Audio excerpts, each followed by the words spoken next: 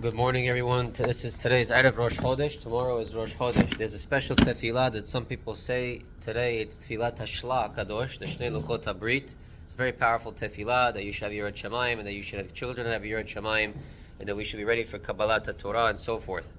We're going to start with the Segulah of the day. The Segulah of the day is a person should be accustomed to preventative tefillahs. What does it mean, preventative tefillot? It says in the Mishnah in Masechet Berachot, if a person came to a town, to his own town, and he heard that there's a fire, and he prays to Hashem, Hashem, Hashem, I hope that fire is not in my house.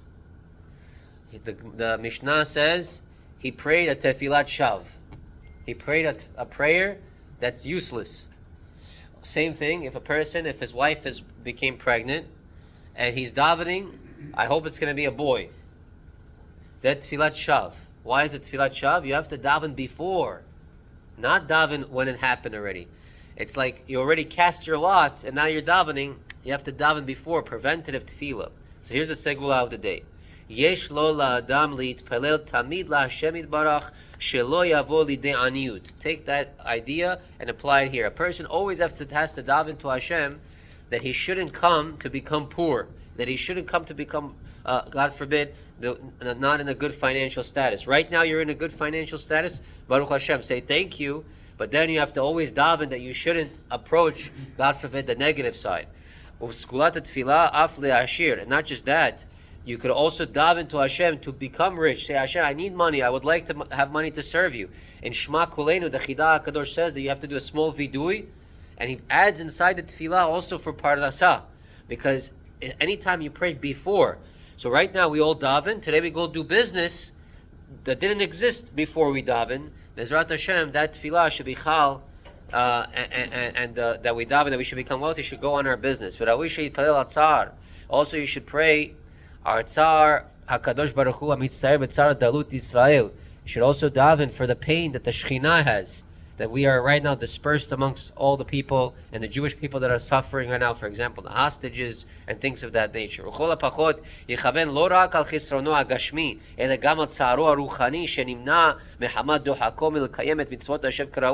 should also pray to Hashem, not just for physical needs, but daven to Hashem for the things that you're missing spiritually.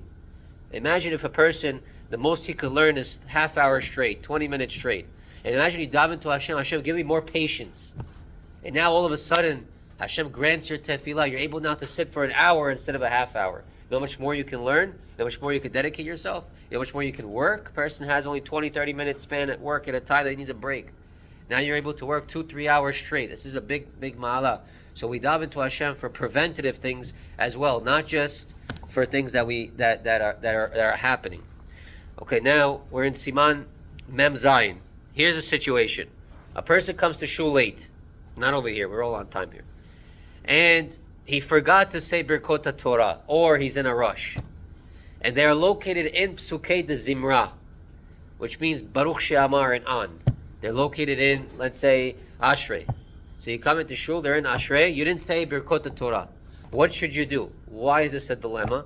Because number one is that you're not supposed to really interrupt Psukei de Zimra if you don't need to. You cannot really interrupt Psukei de Zimra. It's a very big problem. From Baruch She'amar until Yishtabach has to be straight without any interruptions. That's the Halacha. So for me now to go and say Birchot HaTorah when it's not necessary, there could be an issue with that. So what should you do? So there's a Gemara on Masechet Berachot, page 11. It says that we have two Birchot HaTorah. Asher kedeshar b'mitzvotav etzivanu al divrei Torah, and then Asher ba'harban mikol ha'amim v'natalanu et Torah. Baruch atah Hashem noten Torah. Which one is more important? The Gemara says the second one.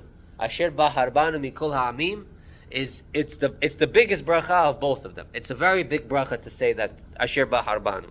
So for that reason, wherever you are, you could stop in between chapters of Psukei de Zimra. Let's say between Yehi Chevod and Ashrei. Stop there.